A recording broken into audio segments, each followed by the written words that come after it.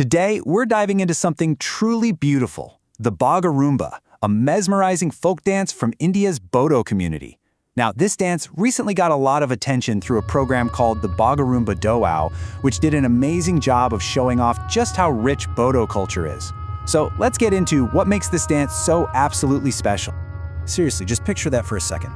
A dance that has all the gentle, fluttering grace of a butterfly. It sounds pretty magical, right? Well, that exact idea is at the very heart of what we're about to explore. So, first things first, what exactly is the Bagurumba? We're going to kick things off by really understanding its essence and its incredibly deep roots in the natural world.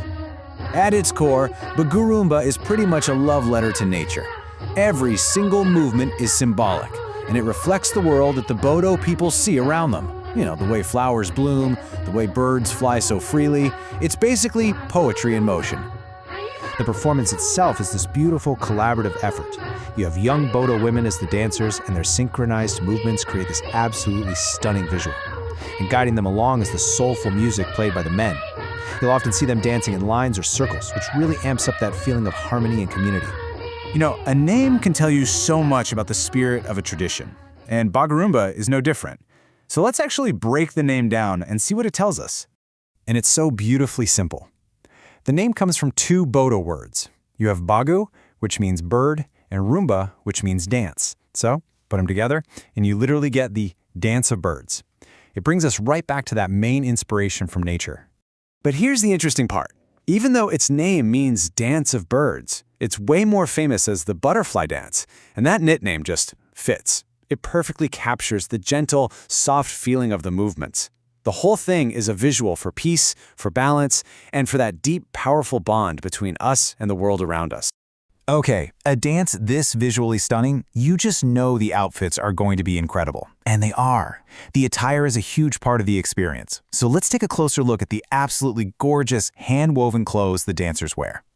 So, the female dancers wear three main pieces of clothing. Each one has its own name and its own special significance. There's the Dokhna, the Jawamgra, and the Aronai. First up is the Dokhna. This is the main garment, a single piece of hand-woven cloth that's just draped so skillfully around the body. And it really tells you a lot about the amazing weaving traditions of the Bodo people. Then, along with the Dokhna, there's the Jawamgra. It's a wraparound skirt, and it's covered in these intricate traditional designs. But these patterns aren't just for decoration. A lot of the time they carry cultural stories, and they add this whole other level of elegance to the dance. And finally, we have the Aronai. This is a colorful cloth they wear over the shoulder, but believe me, it is so much more than an accessory. The Aronai is a really powerful symbol of Bodo culture, and it's often used to show respect, kind of like how some of us might give a bouquet of flowers. All right, so we've got the look down. Now let's talk about the sound. The music is the absolute heartbeat of the Bagurumba. Let's dive into the traditional instruments that create that soulful, totally natural atmosphere. The orchestra has some really fascinating instruments. You've got the Kham, a long drum that provides this deep, grounding rhythm. Then, floating right on top of that is the Sifung, a bamboo flute, which creates these melodies that honestly sound like wind or birdsong. And to add that real emotional depth, there's the surja, a bowed string instrument. And there's more. You have other instruments that add texture. The joda gives these sharp, clear, metallic beats. Then you have the gongwana and the tharka, which are both made from bamboo, and they add this really unique, earthy percussion. You put it all together, and you get this soundscape that feels like it's rising right up from the earth itself. So we've got the movement, the clothes, the music. But why is this dance so important to the Bodo people? In this last part, we're going to explore the deep cultural and spiritual role the Bagurumba plays in their community. The style of the dance really tells a story.